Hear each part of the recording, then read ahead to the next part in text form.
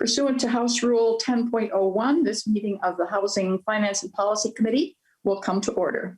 Mr. Wilcox, please take the roll. Hausman. Present. Howard.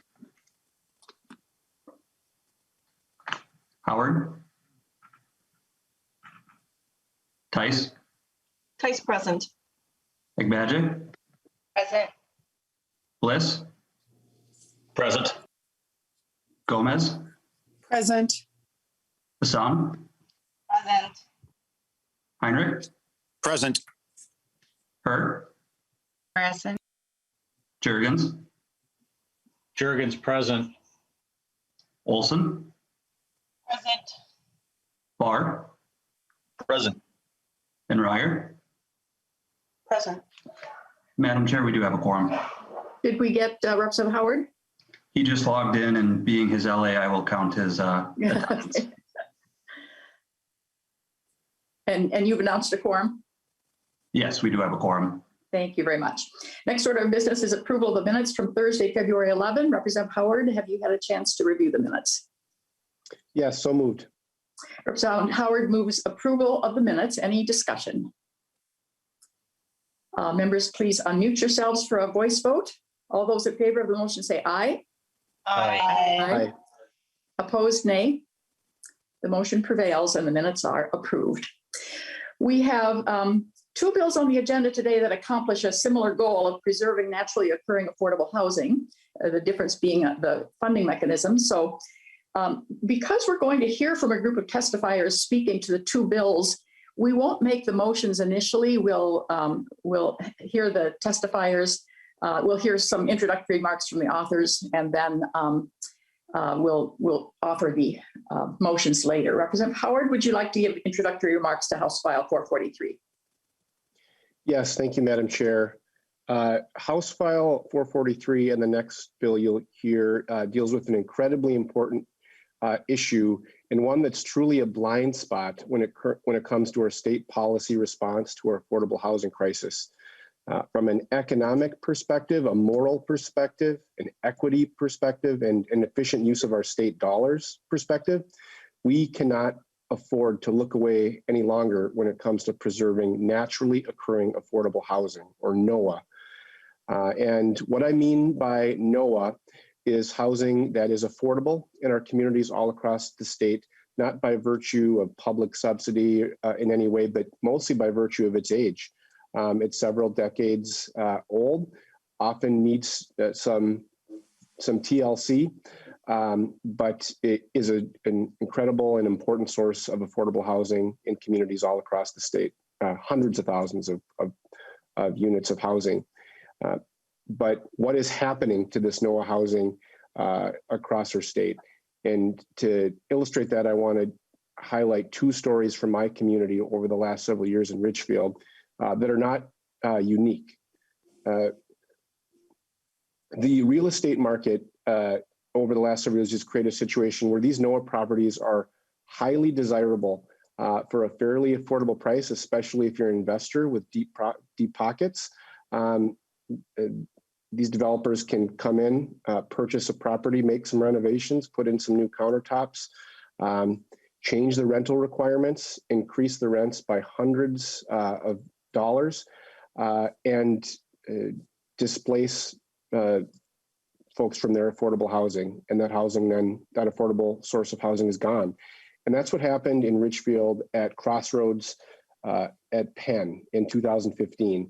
At that time, I'd been on our city council in Richfield for just a few months when I learned that the 750 units at Seasons Park, over 2,000 members of our community, they all received a note under their door that said their building had been purchased and that they would either have to reapply and pay rent of hundreds of dollars more per month if they were to qualify, or be evicted. This happened around Thanksgiving in 2015. And the response to the community was fear, anger, sadness. Many folks had lived at Crossroads for more than a decade. And I vividly remember attending a community meeting to hear from these residents at Crossroads. And the stories were just heartbreaking. And one story in particular that has always stuck with me was a mother who was holding her 1-month-old child. Through tears, she shared that one of the new requirements at Crossroads to reapply was that each unit could only have 2 people. So her and her husband would be evicted by virtue of having their baby girl. And she didn't know where she was going to live. As a council at the city level, we were really flat-footed in this instance. Speaking for myself, I want to do everything I could to fight for these residents and help them stay in their home. But sort of what I learned is the historical trends for government in these situations was to not be involved. This is a real estate deal of no concern to city or state government in general. There were no tools available. So all in all, more than 2,000 members of our community were evicted, including more than 100 children that were displaced from our school district in Richfield. About 40 of those children experienced homelessness as a result. And the trauma and negative ripple effects from this event are still reverberating in our community. And as I mentioned, they're not unique. In one of our first hearings, we heard from Linda Soderstrom, who had lived at Crossroads at Penn. Just about a year later, this happened at another facility and she was evicted again. So I want to tell you another story that happened in Richfield about 18 months later, literally a mile or 2 down the road at Seasons Park. That's another aging property in Richfield that had 400 units. And it was one of the only, places in Richfield that has many 2- and 3-bedroom apartments. So there was more than 300 children that lived there. And you'll hear from Mayor Regan Gonzalez in a little bit. We heard that Seasons Park was about to be purchased and flipped as well. And both Marie and I scrambled, and still without really many tools from the state. It felt desperate at the time. And we were fortunate to get a hold of Alan Arthur at Aon, a nonprofit that is in the business of purchasing and maintaining the affordability of units. And initially we were told that this was almost a done deal, that there was nothing that we could do. But by good fortune and a lot of organizing and persistence, over the course of a couple of weeks, we were able to turn the tide, and Aon was able to purchase Seasons Park. And that we had a very different kind of community meeting when representatives from Aon announced to a very concerned and frightful community that they were going to be able to stay in their homes and they were going to be able to afford their homes. And to this day, Aon is the owner and operator of Seasons Park, and they continue to make improvements to make that even a better source of housing for our community. And so I share these two stories to just paint hopefully the picture of the moral challenge when it comes to preserving our naturally occurring affordable housing. But the reality is the state provides no resources truly to bring to bear to preserve our naturally occurring affordable housing. And as I said, I hope I've made the moral case, but to make the economic and efficiency case, we've spent a lot of time talking about the need to build new affordable housing, which we absolutely need to do, no question. But at Crossroads at Penn, we lost 750 units of affordable housing like that. And to build roughly 750 new units of affordable housing through housing infrastructure bonds, that would cost upwards of $75 million or more, about 3/4 of what the governor has proposed for use of HIB dollars this session. That's one property in one community across the state. And as you'll hear from testifiers, this is happening all across the state. The reality is we cannot afford to turn a blind eye any longer. And so the two bills you'll hear today are an essential first step for the state to do its part to preserve and improve the quality of affordable housing all across our state. And so my bill takes the approach of creating a statewide NOAA fund where operated through Minnesota Housing, largely so our nonprofit folks are able to access resources in a flexible way to stretch their dollars further so that they can preserve this naturally occurring affordable housing throughout our community. And for an investment of $50 million, whether that be through a fund like this or through Representative Agbaje's bill, we could preserve 25 to 3,000 units of affordable housing. And it is a charge on all of us to, like I said, not look away any longer. Thank you, Madam Chair. Thank you. Representative Agbaje, would you like to give introductory remarks to House File 1118? Yes, thank you, Madam Chair. So today, my bill, House File 1118, is about providing more affordable housing by increasing the flexibility in housing infrastructure bonds. This bill would allow for these bonds to be used to acquire and rehabilitate naturally occurring affordable housing to preserve a source of affordable housing. Under this bill, NOAA is defined as multi-unit rental housing, where the majority of the units are affordable to individuals and families with incomes at or below 60% of the area median income. This would apply to units that otherwise do not receive place-based state or federal government subsidies. We know that Minnesota faces a housing crisis and has for a number of years, even before the pandemic. We also know that the type of housing that could be readily available to low-income families is disappearing, and we are not building fast enough to replace it. As we heard from Representative Howard, this type of affordable housing is important to ensure that people at some of the lowest income levels have housing stability. We need to ensure that working class people and families making less than $60,000 a year can live in a home where their cost of rent does not take up the majority of their earnings. These NOAA units are not only in our urban areas, but they're also in the suburbs and our rural communities. And this type of housing is crucial in ensuring that housing remains accessible for Minnesotans at all income levels. So housing infrastructure bonds have been an impactful tool that Minnesota has used to provide more housing across the state. This type of capital investment in housing has provided Minnesotans with hundreds of homes for more families who are facing homelessness and need supportive services, seniors, and even some new construction. Yet when it comes to preserving housing that is already affordable and available, we seem to have limited resources dedicated to that goal.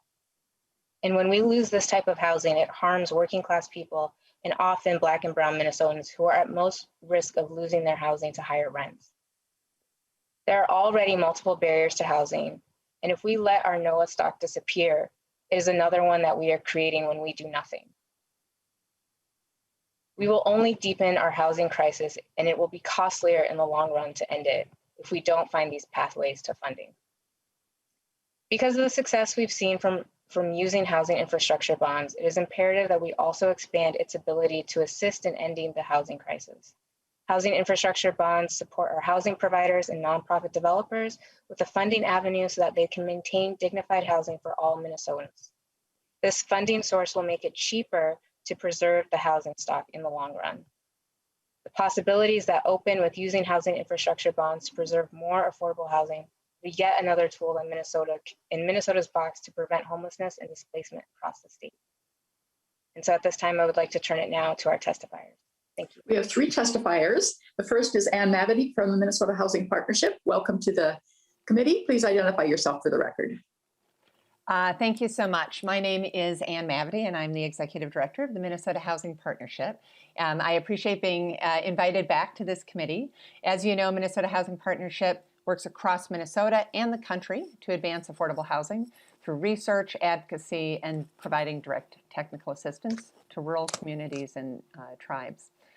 So I really appreciate the efforts that this committee is doing to get a handle on some of these really challenging issues. And NOAA housing, particularly, as Representative Howard and Representative Agbaje has mentioned, NOAA housing is this affordable private market housing. It's the largest source of affordable housing in Minnesota and nationally. And with this housing crisis that we're now enmeshed in, we need all hands on deck. All of our tools need to be deployed to ensure that we have enough housing to support our growing economy, to support our kids to thrive, our elders and grandparents. We know we need to build a lot of new housing, and what we're focused on today, we need to make sure that we're preserving the housing that we already have. So what you're seeing on this slide here in the chart is that in the red bar at the far right, it shows that over just a 4-year period in the Twin Cities, more than 32,000 units of private market affordable housing was lost through sales, through rent increases, through stagnating wages. And that averages to about 6,500 units lost every year versus about 5,300 newly produced units. So really, we're barely treading water here, right? Barely, not even staying even while our population grows and our housing needs continue. And this is happening not just in the Twin Cities, but around the state. Minnesota Housing Partnership has done a lot of research on this NOAA housing. We call it our Market Watch series, so you can go to our website and look at these reports. Our latest one is on Greater Minnesota. And what you're seeing here is this map. It helps us understand where our risks are throughout the state. And one of the things that is popping up out of the map, of course, is the St. Cloud metro area, which is a pronounced market for NOAA housing. And that's important because St. Cloud's proximity to the 7-county metro area is increasingly attractive to developers who are seeing value in upscaling these properties. So of course that means that there's this enormous risk of losing affordable units, which, for example, St. Cloud employers like Centricare that provides healthcare desperately need. I recall, I think it was the first time I met Representative Tice when I was visiting Centricare a couple years ago. I heard that there was more than 600 unfilled job openings, most of them entry level, many of them things like personal care attendants, healthcare support, jobs that are in demand, that people need in the community to maintain their health. But these hoped for workers need housing within reach of these entry level jobs. And Centricare can't fill the jobs if the workers don't have a place to live. So we're seeing that in Fargo-Moorhead, in Duluth, in Mankato, all across the state. So the next slide illustrates this point with a little more detail. This is a map of Duluth, and it's where the orange dots are where the NOAA housing properties are, and the green colors indicate each neighborhood's median household income, with the darker green being the higher income and the very light area being the lower income. And you'll see here that light-colored neighborhood in the middle, that reflects the city's lowest median household income community. And it encompasses and is adjacent to downtown, where is also the largest cluster of NOAA housing. And again, this is not fancy, expensive housing that the market might be producing today. This is hardworking housing for hardworking folks. And it's at risk of being too expensive for exactly the workers we need to build back our economy. So the bill, House File 443 that Representative Howard has introduced, is proposing $50 million to preserve NOAA housing. And I would say $50 million is a good start, right? But it will be used alongside social equity capital and these crazy low interest rates that exist today to save more than 2,500 affordable NOAA apartments. And it's desperately needed because to keep these properties both affordable and kept up, as Representative Howard noted, that there's often rehab needs. It means that there's a gap that rents can't pay because we're trying to keep them affordable, right?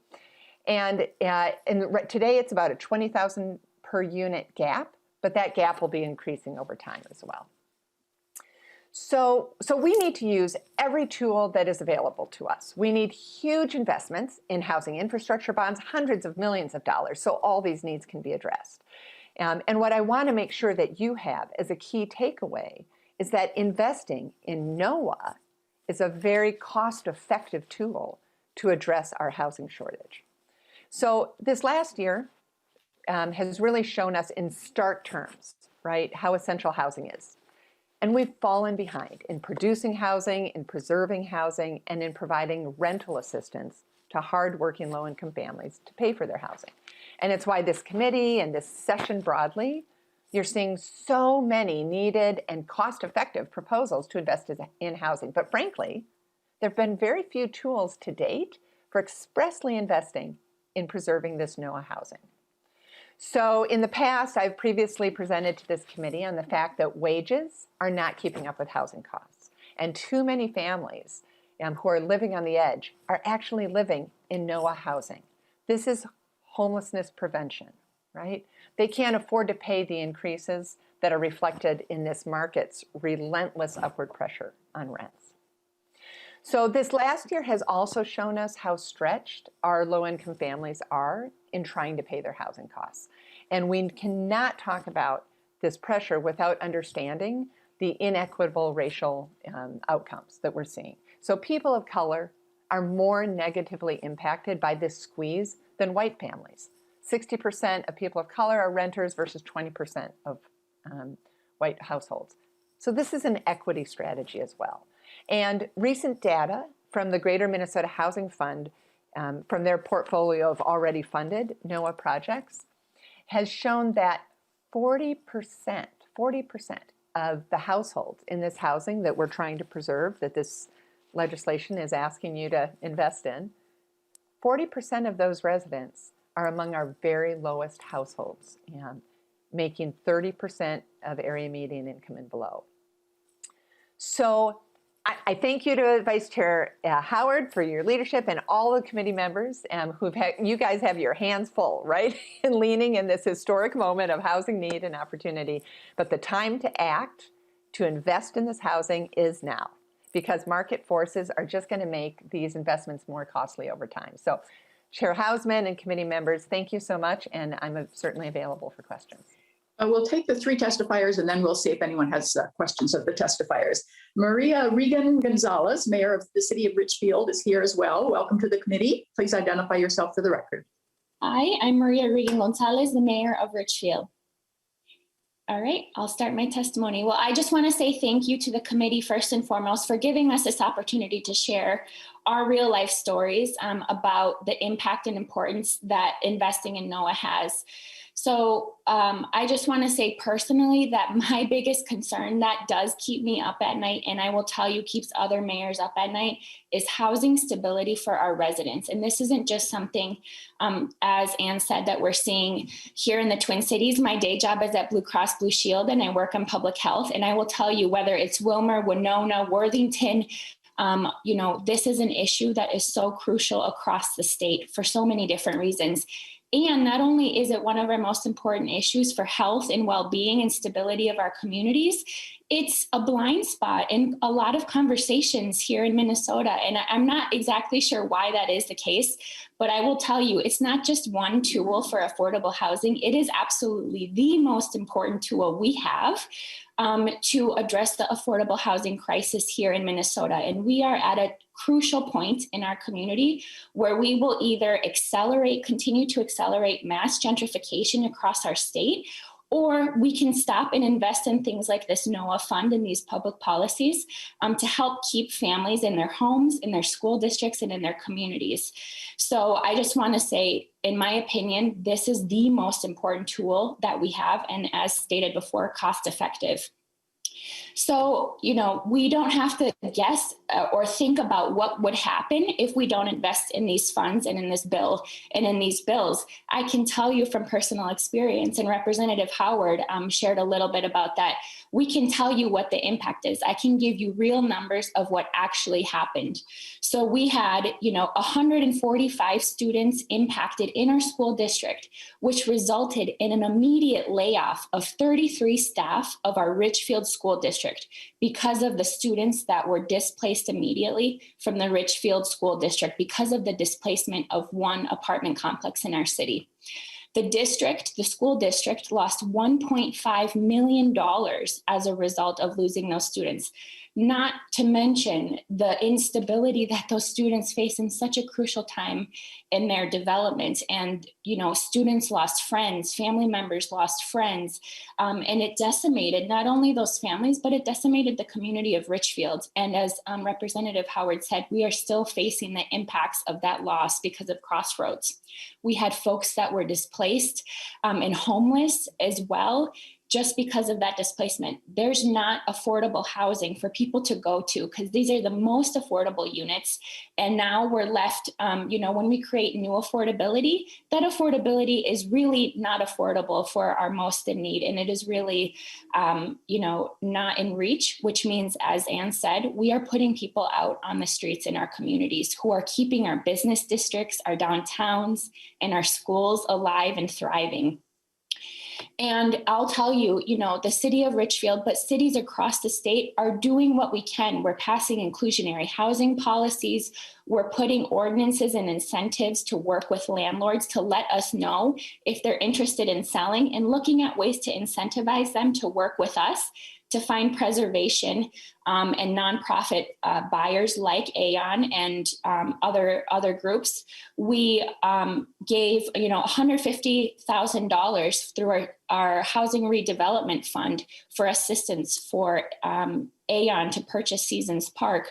We made sure they qualified for the federal level 4D tax credit as well. We've given money through our economic development authorities to support Aon in updating, Seasons Park so that that property that they acquired, which has so many needs for rehabilitation, but can't be addressed because, again, we don't have those resources at the state level and at other levels to not only purchase our NOAA housing, but to make sure that we improve the condition of this housing and maintain it as affordable for the communities that are already living there. So cities are doing everything we can with the tools that we have, but our tools are extremely limited. I just want to lift up the importance of why we really need support from the state level that is flexible, as mentioned before, but for the acquisition of these properties and the preservation. And I would even go further and say we need to map our NOAA housing out statewide, and we need to identify and have proactive game plans for how we're going to maintain that housing in our state. So I'm here to say, first and foremost, I can tell you personally the impact that this has had on our businesses, on our school district, on our families, on our city, and on our residents, and that it is the most important tool that we have in Minnesota to address the affordable housing crisis. And I'm really excited to be working with all of you to figure out what that looks like. But it definitely starts with mass investment in preserving and improving our NOAA housing through these opportunities that we have in front of us. Thank you. Thank you for your testimony. And now we have one final testifier, Chloe Jackson, a tenant organizer. Welcome to the committee. Please identify yourself for the record. Good morning. My name is Chloe Jackson. I am a renter in Minneapolis. I'm a single parent mother. I'm a single parent who makes $45,000 a year annually, and I use more than half of my money for rent.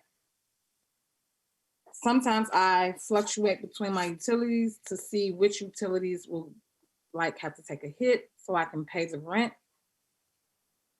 NOAA is very necessary. We need to make sure that we keep funding NOAA for the fact that we want to stop the displacement of families. I may be in jeopardy at any moment to be displaced if I don't pay my rent on time.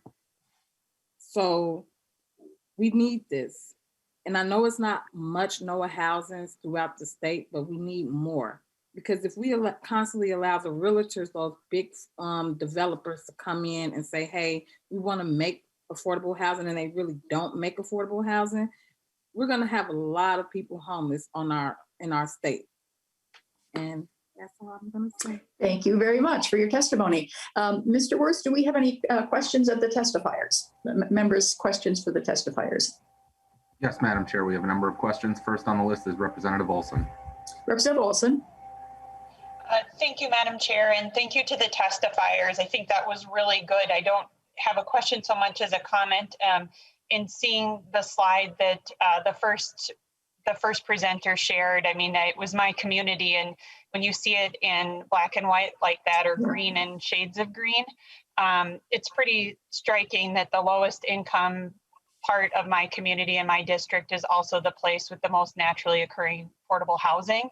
And I feel like, this is a place where we can be on the front end of something by doing a serious investment here rather than dealing with an issue when it becomes unbearable and overwhelming to deal with, we can be at the front end of making sure that that stays affordable. And so I'm just grateful for both the bill authors for working on this issue, because I think this is one time we could be proactive. I mean, we're a little behind the 8 ball. I'm not saying we're not, but I think this is one instance where we can be engaged now before on this issue in particular.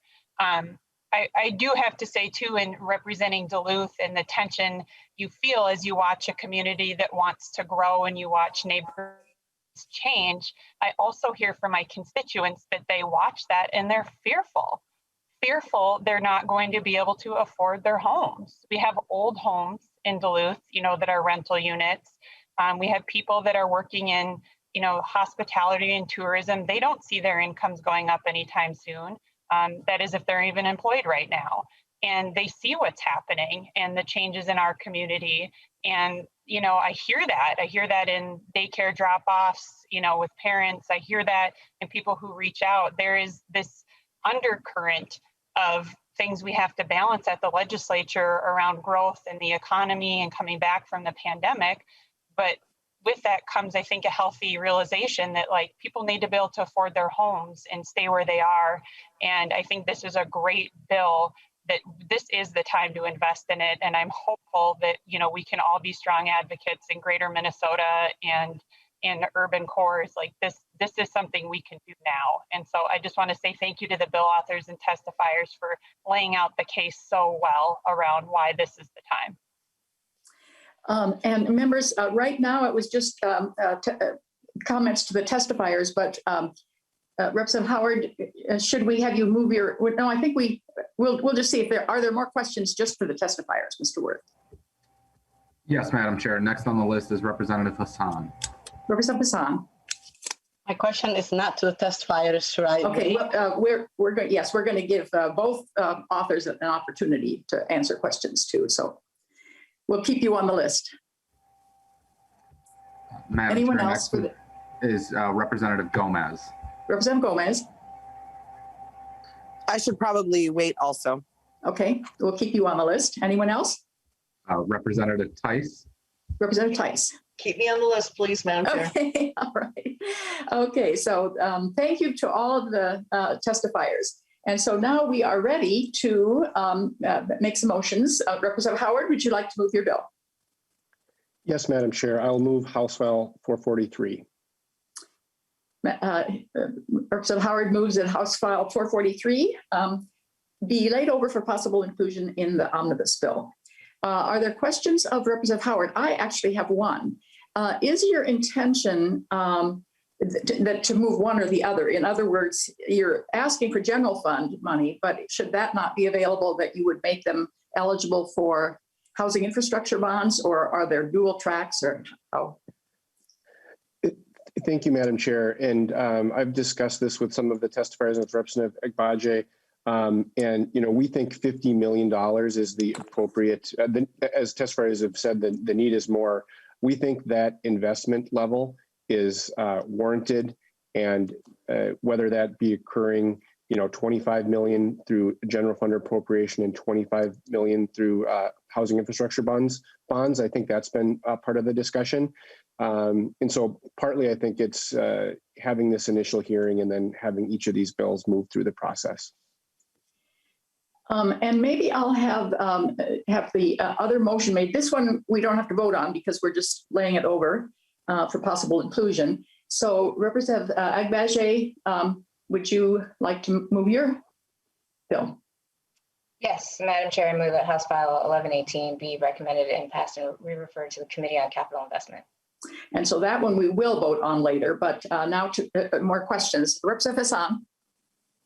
Thank you, Madam Chair, and thank you to the bill authors. This is a really important bills. Both bills are very important, and this is an issue that is in greater Minnesota, like the testifiers said, in the urban core of our cities. I remember when the Crossroads incident issue in Richfield was happening. I was working at Hennepin County at the time, so social worker at Hennepin County, and I had clients who were living on those apartments who were displaced. And I can't tell you how difficult that was. Like just being a social worker that's working with those, clients, finding them, first of all, just locating them was a problem. And then we had to find place for them to stay, shelters. Their children's schools were relocated. Just a life uprooted. That it was just a complicated, issue. Had we just kept those families housed and stayed in those spaces, their lives would not have been, hectic as it was. I just want to, say that I think that we can get in front of this problem, even though we're a little too late, but we can continue to be champions to make sure that housing is fundamental for job security. Housing is fundamental for education stability. We know that, kids who are, in stabilized housing do well in school. Someone who has stable home can keep a job. I mean, you look at every aspect of life, and housing is fundamental for all aspects of life, and for somebody to stay stabilized and have a productive, successful, meaning life. So I encourage everybody to think about this as, one of the issues that we need to tackle to just help our families and our communities and our constituencies and stabilize our state's economy as well. Thank you. Thank you. Representative Gomez. Thank you, Madam Chair. And thank you so much to Representatives Howard and Agbaje for bringing these efforts forward. When I worked at the city of Minneapolis for a number of years before I came to the legislature, and this was definitely I think when you're in a city, you really are on the front lines of hearing directly from your impacted residents. I think actually Ms. Jackson was one of our constituents, and when I worked in the council office, and this has been I think we heard a lot of really great context around sort of the trend of this issue and how important it is for us to intervene soon.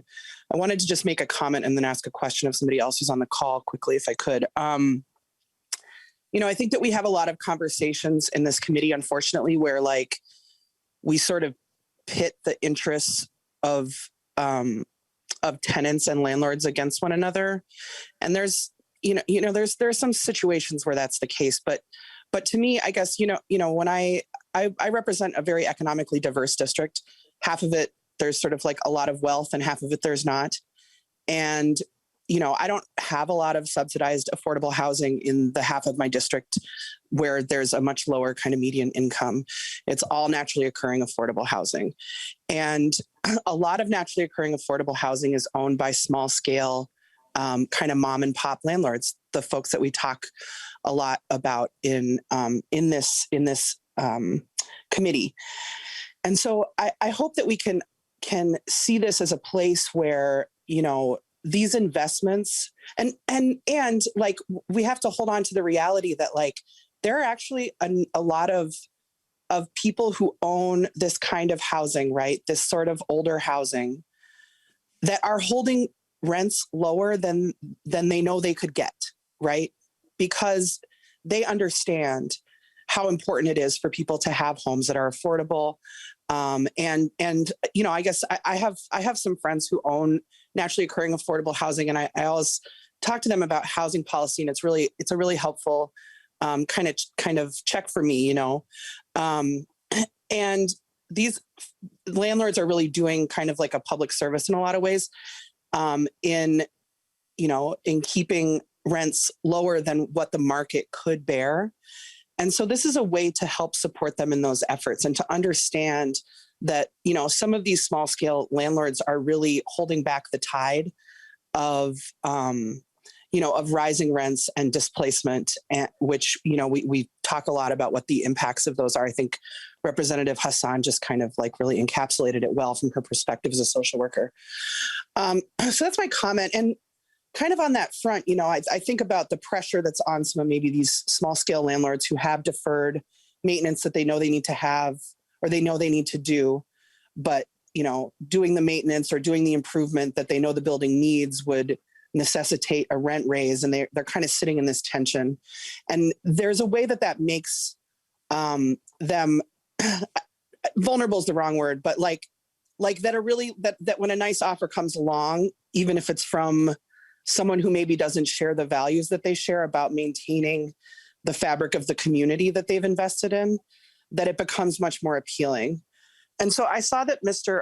Arthur from Aon is on the call, and I wonder if he can tell us a little bit about kind of like what this sort of, Miss Mavity referred to this a little bit, but excuse me, he can kind of bring in some perspective from other places around the country that are sort of a little bit further along this path that we're on in terms of our naturally occurring affordable housing being bought by investors or whoever, and people being displaced. I wonder if he can talk a little bit more about the data of where other cities are and what our future might look like if we do not intervene at this time to help those landlords and tenants out.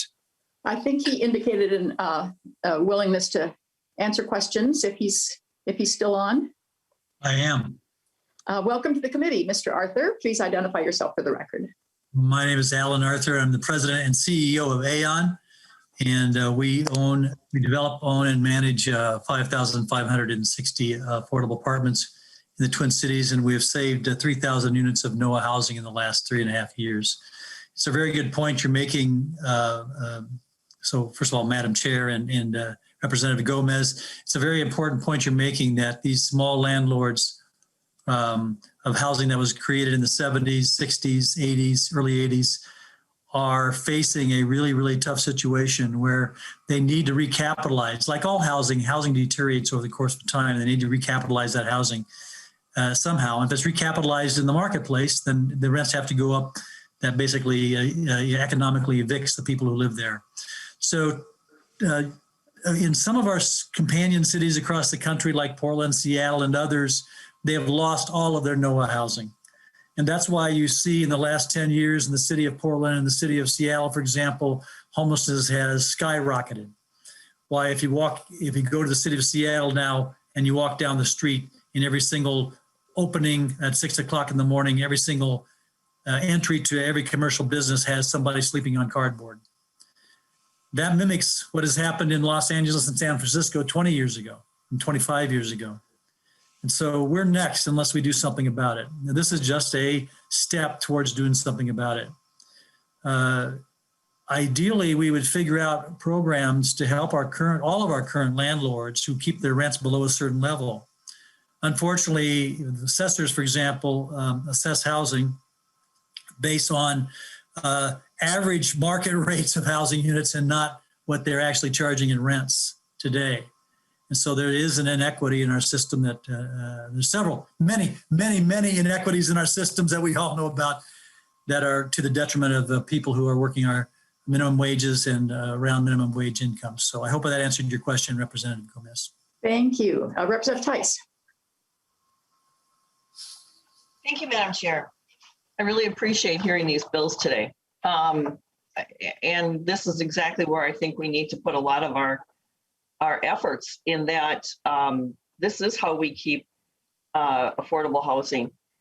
I got to giggle at naturally occurring because as somebody who at one time owned 13 homes that we purchased during the recession, we had a construction company. In order to keep our guys busy, we had to figure out something.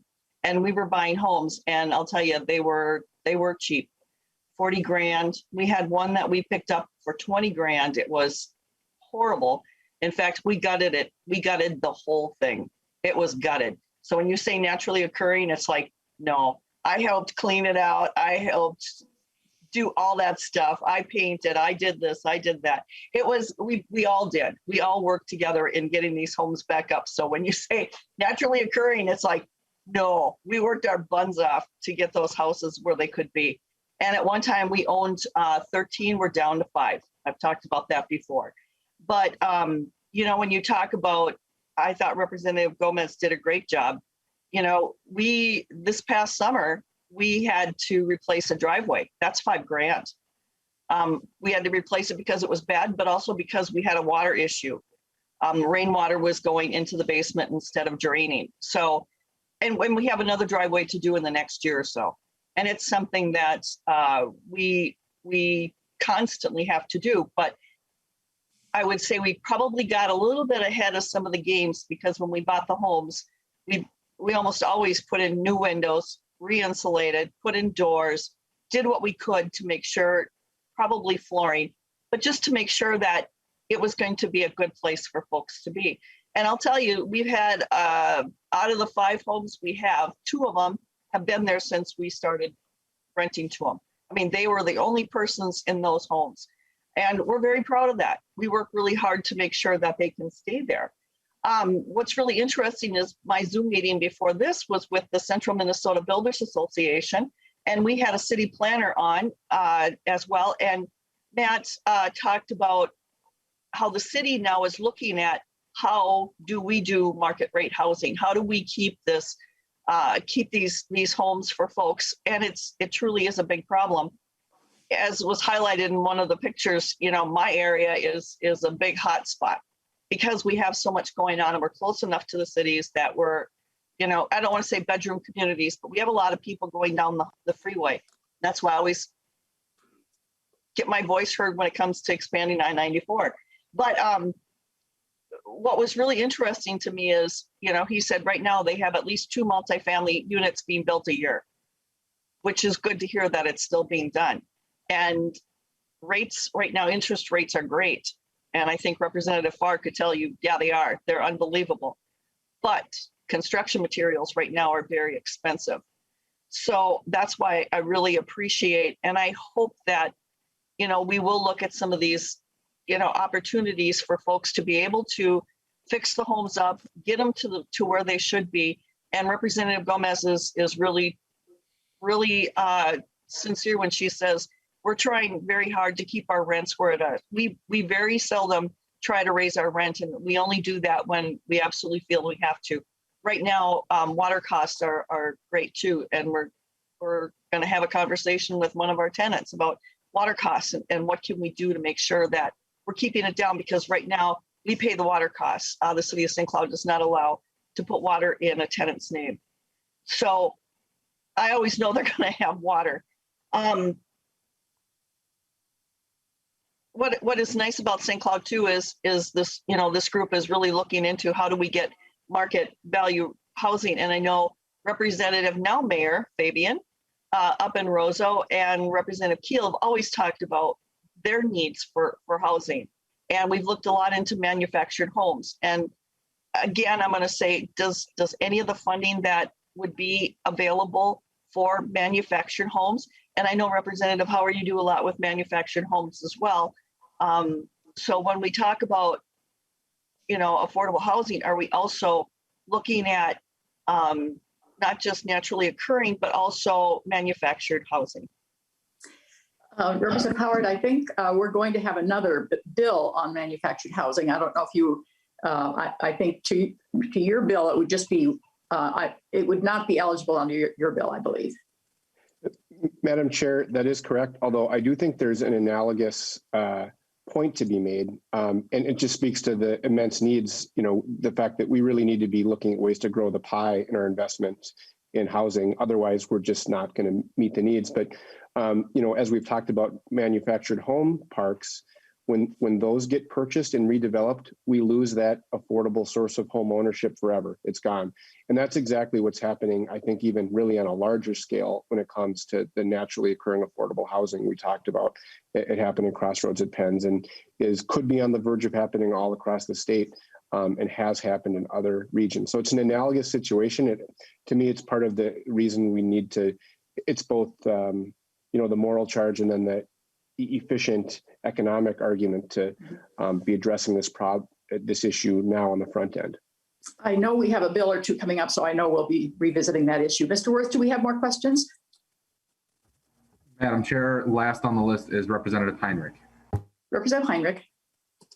Thank you, Madam Chair. Yeah, I just had a question for Rep. Howard. I was wondering if you could kind of walk us through, give us a little bit more nuts and bolts, maybe using Crossroads as an example? That 50 million in, let's say it was housing infrastructure bonds. This bill expands HIB to include the acquisition and rehabilitation. So I'm assuming that this was probably the lowest rent in town, as it was classified as the most affordable. And apparently there was a private investor that came in and bought the property. How would have the 50 million allotted in your bill and HIB could have changed that situation? Or can you kind of talk about maybe an acquisition process? Or I'm imagining that some of that money comes in to help rehabilitate the property, but the rent stays the same and people are not displaced possibly. But if you could just talk to that. Thank you, Representative Howard. Thank you, Representative Howard. Thank you, Madam Chair, and thank you, Representative Heinrich. It's a really good question. Relatively briefly, though, because we do have two other bills. I might actually have Mr. Arthur in part answer the question. Okay. And I think the second story I talked about in Seasons Park is maybe even a more helpful, story here, in that, our nonprofit developers, they do, they're competing in the marketplace with private developers for some of these facilities when they come up. This fund would help stretch those dollars further and potentially allow them, not just to purchase the facility, but to have the resources they need to make some of the improvements while keeping rents affordable. But I might just ask Mr. Arthur just to quickly comment on kind of the financing of these deals and how a fund like this could help basically support or supercharge their efforts, so to speak. Mr. Arthur.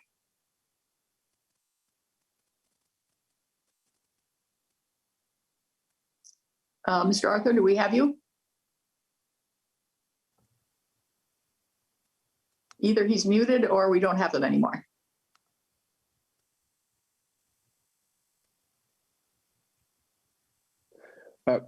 Madam Chair? Yes. Mr. Arthur could have probably done a little more compelling job than me, but what I'll say is, Representative Heinrich, basically these resources will help stretch dollars further of our nonprofits and make them more willing and more able really to sort of take on. So at Crossroads, for example, there's definitely rehab needed. If a fund like this is available, it makes it more likely that a nonprofit is able to compete and purchase a facility like this and have the resources they need to do the rehab while keeping rents affordable. Thank you. I think we have completed the questions. It occurs to me Representative Arthur might be willing to call Representative Heinrich and just talk through that issue a little more. So members, Representative Howard's bill is held over. We do have to move the other one because it's going to capital investment. Representative Agbaje, would you like to renew your motion?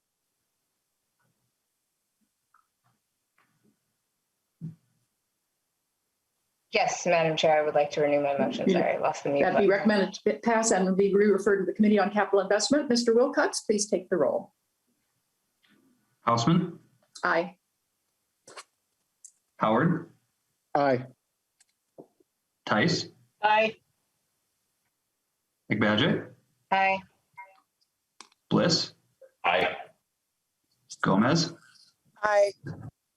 Hassan, Aye. Heinrich, Aye. Her, Aye.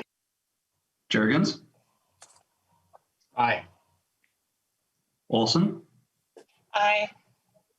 Barr, Aye. and Ryer. Aye.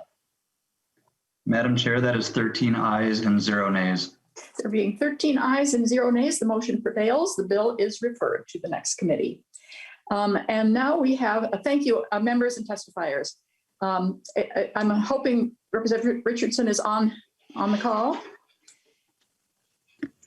The chair will move that House File 450 be recommended to pass and be re-referred to the Committee on Judiciary, Finance, and Civil Law. Welcome to the committee. Thank you, Madam Chair. House File 450 provides a right to counsel for public housing tenants unable to afford counsel in breach of leases cases. This bill is designed to level the playing field between public housing tenants and public housing authorities, which are represented by publicly funded attorneys. The bill is also narrowly tailored and limited to breach of lease cases and excludes cases related to non-payment of rent. As we all know, and you just discussed, safe, affordable, and accessible housing is essential for family stability, social and economic well-being, and mental and physical health. And the impacts of displacing families from their homes has long-lasting negative effects on both mental health, physical health, family unity, and economic well-being. Mothers who experience eviction report significantly higher rates of depression, parenting stress, and material hardship. Children and families that experience evictions are more likely to be placed in out-of-home care, which is associated with adverse childhood experiences and poor short and long-term physical and mental health outcomes for children. And these are impacts that are costly to address. Homeless shelters, emergency room costs, school funding issues due to chronic absences of students' homelessness, foster care costs, all of these things add up. Extensive research shows that tenants with legal representation are much more likely to avoid an eviction judgment and keep possession of their homes than unrepresented tenants. In Hennepin County, data collected between 2016 and 2018 showed how the extent of representation, full, limited, or none, influence tenant outcomes in cases. In all dimensions of the study, tenants with full or limited representation fared much better than unrepresented tenants. A few highlights from the study. Tenants with full representation won 21% of their cases. Those with limited representation won 24% of their cases. Unrepresented tenants only won 11% of cases. 52% of fully represented tenants remained in their home, compared with 48% of tenants with limited representation, and 31% of unrepresented tenants remained in their home. 78% of fully represented tenants left courts without an eviction filing on their record, while this was only true for 17% of tenants with limited representation and just 6% of unrepresented tenants. And most notably, the study showed that represented tenants are 4 times less likely to enter homeless shelters. Appointed counsel in public housing cases can be effective means to stabilize families and communities and reduce burdens on publicly funded programs, including county shelters and emergency assistance. Today, I have with me Attorney Larry McDonough, who will testify on behalf of the bill. Welcome to the committee, Mr. McDonough. Thank you, Madam Chair and Representative Richardson. I'm a senior counsel with the Lawyers Committee for Civil Rights Under Law. Over almost the last 40 years, I've represented around 10,000 tenants and landlords in eviction cases. I'd like to thank Representative Richardson for carrying this bill.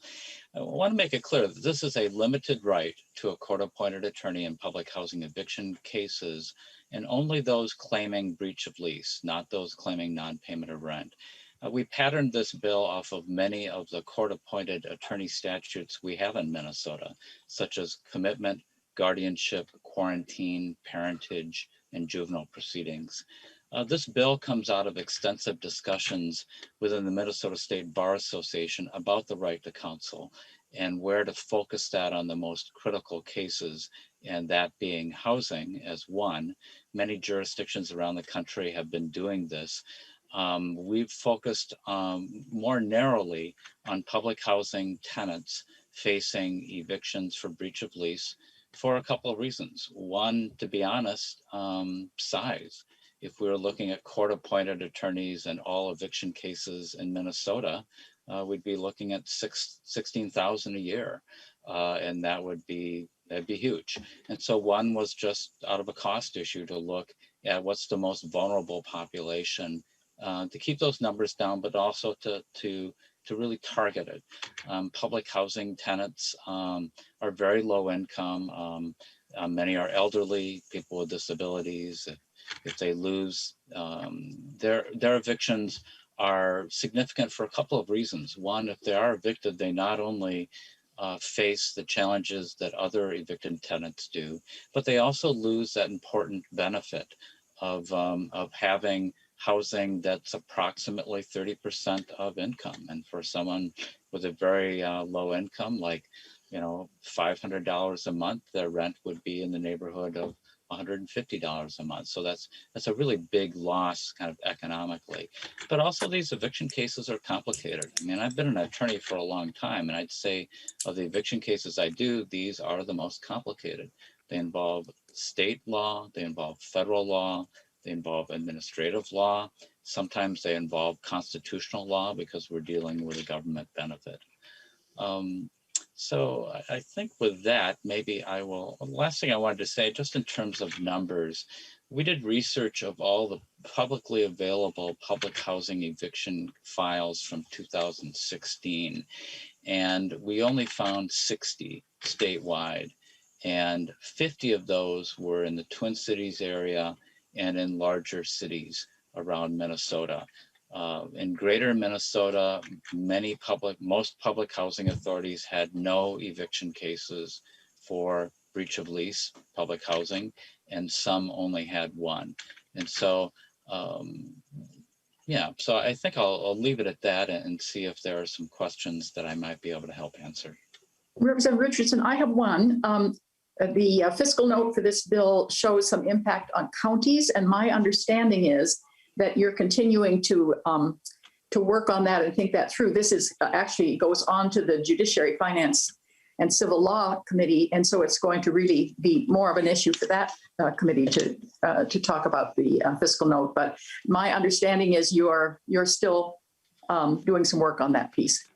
Madam Chair, that is correct. We haven't identified a funding source within the bill, and we're looking forward to working on stakeholders related to the funding issue. Okay, thank you.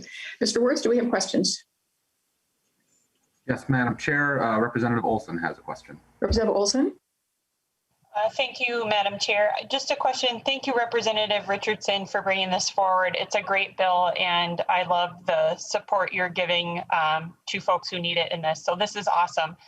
Question for you, in terms of the scope of doing it just with public housing, and why not kind of, you know, these protections sound great and things we need for low-income Minnesotans outside of public housing too. So just curious, you know, if you could speak to that and kind of why you may be honed in on this. That would be great. Thank you. Representative Richardson. Thank you, Madam Chair.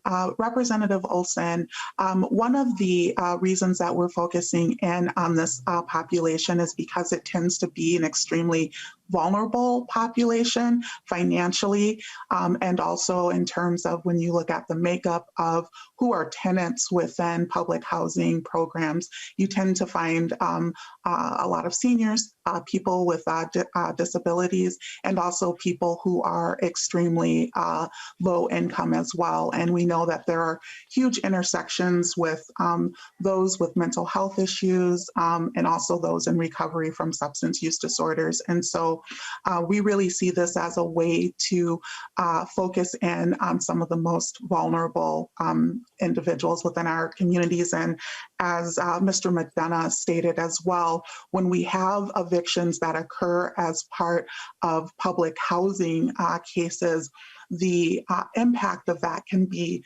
far-reaching because it can prevent them from being able to access other public housing programs within the future as well.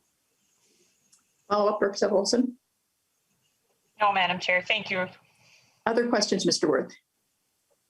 Madam Chair, Representative Hassan has a question. Representative Hassan? Madam Chair, and thank you, Representative Richardson, for this bill. This is really important. I have a similar question to the one Rep. Olson asked. People who are also in housing subsidy happen to be low income as well. Is this only for low income, or would it expand to Section 8 or Section 42 people who are in housing subsidy? Representative Richardson? Thank you, Madam Chair. So the scope of the bill would be focused on public housing tenants. And the public housing authority is represented by publicly funded attorneys. And so the idea would be within the scope of public housing tenants that we would be attempting to level the playing field with that demographic specifically. Follow up, Representative Hassan? Yes, Madam Chair. Thank you. I think, and maybe we can look into this for future, see what happens with this bill. I think I hear a lot of issues with Section 8, people who have Section 8 and Section 42 struggling with evictions. So that would be another area that maybe we can expand to this bill for future references. Thank you, though. This is a really important bill. Thank you. Mr. Worth, other questions? Madam Chair, there are no other questions in the queue. Okay. In that case, any concluding comments, Representative Richardson? Well, thank you for the opportunity to present the bill today. And we are looking forward to continuing to work with stakeholders as well as the bill progresses. And I also want to take this opportunity to thank Mr. McDonough for appearing to testify today as well and to ask for support. Thank you very much. I will renew my motion that House File 450 be recommended to pass and be re-referred to the Committee on Judiciary, Finance, and Civil Law. Mr. Wilcox, please take the roll. Hausman? Aye. Howard? Aye. Tice? Aye. Agbaje? Aye. Bliss? Aye. Gomez? Aye. Hassan? Aye. Heinrich? Aye. Hur? Aye. Jurgens? Jurgens, aye. Olson? Aye. Farr? Aye. And Ryer? Aye. Madam Chair, that is 13 ayes and 0 nays. There being 13 ayes and 0 nays, the motion prevails and the bill is referred to the next committee. Thank you. And now we have House File 567. I will move that House File 567 be heard and laid over for possible inclusion. Representative Fischer, welcome to the committee. You're getting a workout. I understand you had another committee you had to appear with. Yes, thank you, Madam Chair. Appreciate that and appreciate you having House File 567 before you. I do have an author's amendment. There is an author's amendment, and Representative Tice, I'll just ask for a voice vote for the author's amendment unless you or any of your members are asking for a roll call. Would you, Representative Fischer, just describe what the author's amendment does? Yes, what the author's amendment does is make sure that the language I have in my bill aligns with the language in the Minnesota Human Rights Act. So it's basically to get it in conformity with that. Okay. If everyone unmutes, we will do a voice vote on that. All in favor of the author's amendment, say aye. Aye. Aye. Those opposed? That amendment is now on the bill, and the bill is before you as the author prefers. So to the bill. Thank you, Madam Chair, Committee, for the opportunity to present House File 567. This bill would appropriate approximately $500,000 to Minnesota Housing Finance Agency for grants to nonprofits to investigate and report on housing discrimination. The grant funds may be used to recruit and train testers. Grant recipients may share test results with state or federal agencies that handle housing discrimination, and to use the information if needed for advocating for the rights of prospective renters or purchasers. It would also require a final report by February 15th, and the report would help identify who the organizations were receiving grants, how the funds were spent, the number of investigations that were done, tests conducted, types of housing tested, and location of tests, and what kind of outcomes that were from any activities that were undertaken. The reason I'm bringing this bill forward is that, well, first of all, I want to say there are many landlords out there that are doing the right thing, who are treating everybody fairly and equitably across the board. But my experiences of working with people who are homeless or at risk of being homeless have shown that there are some bad actors out there. And it's very frustrating when bad actors are doing things and doing discriminatory practices that make advantages for people of certain races over other people of certain races or other classes that are protected. This fair housing would help encompass and address that area. It would take a look at not just the characteristic and taking a look at housing itself, but also the fees that are charged in the process, because some of the things that have been seen out there are not just in access to the housing, but also the levels of the fees that are being charged different people who are coming in, whether it's deposits, first month's, last month's rents, et cetera. So these are important things. This bill would help provide the necessary resources to further this critical work to make sure that we can make sure that if we have bad actors out there, that they're being weeded out and that the people have access to housing in an equitable way. I do have a testifier with me today, and I would like to turn it over to our testifier. Colleen Walbren from Housing Discrimination Law Project from Mid-Minnesota Legal Aid. Welcome to the committee. Please identify yourself for the record. Thank you, Madam Chair, and members of the committee and Representative Fischer. My name is Colleen Walbren. I'm a supervising attorney at the Housing Discrimination Law Project. Proceed with testimony. Thank you, Madam Chair. Public policy supports the prevention and eradication of discrimination in housing.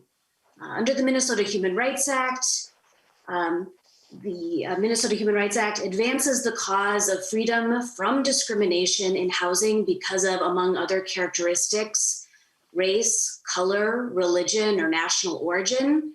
And as the act so powerfully declares, such discrimination threatens the rights and privileges of the inhabitants of this state and menaces the institutions and foundations of democracy. What is fair housing testing? Fair housing testing is an important means of making those important words in our statutes meaningful in real life. Fair housing testing is a long-standing federal HUD program. Testing is also conducted by the U.S. Department of Justice and a variety of other organizations nationally.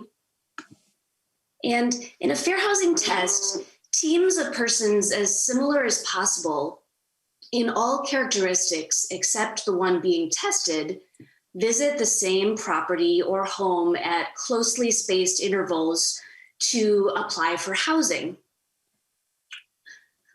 When differential treatment is given to a person who, for example, is a person of color, this evidence raises a concern about potential illegal discrimination.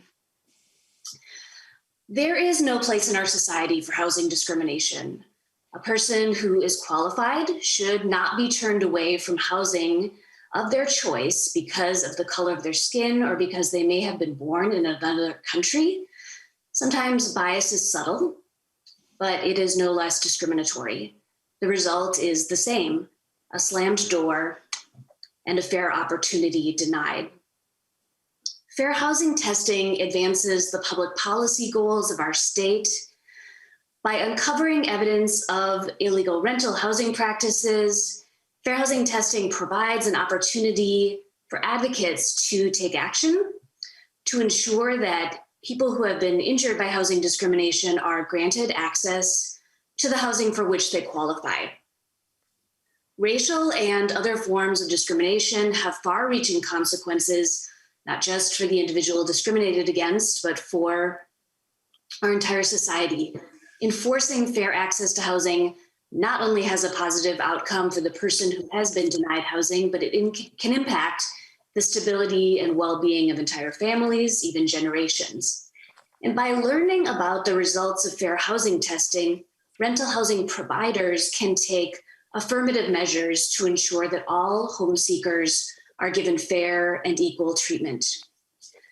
Thank you for providing me with the opportunity to testify in support of House File 567. I would be happy to answer any questions. Thank you for your testimony. And members, there's also an attachment, I think, that came in fairly late from Minnesota Housing Partnership, you heard from Ann Mavity earlier, and they are in strong support of this bill and have some additional written testimony that they have. Representative Fischer, do you have further comments to the bill, or do we go to questions? I have one further comment. Is I had the Minnesota Realtors reached out to me yesterday. This was last night before I got to their email, and they had a small request for a change. They have not taken a formal position on it, but they did make a suggestion for a as we continue to work on the bill, because it won't be going to the floor and it'll be part of your bill, is that on line 118 of the bill, they have asked that a couple of words be inserted. And what it would be is, after the word conducted, they ask testing methodology be inserted there, so that the new line would read investigations or tests conducted, insert testing methodology, the types of housing tested. So it would have testing methodology inserted at that point there. I'm not asking to have it amended right now, but I'm saying that as we continue working on it, and I want to thank the Minnesota Realtors for reaching out to me to make the suggestion there to help make this bill a better bill. And it sounds like you're open to that suggestion. Yes, very much so. Thank you. Mm-hmm. Any other comments to the bill before we go to questions?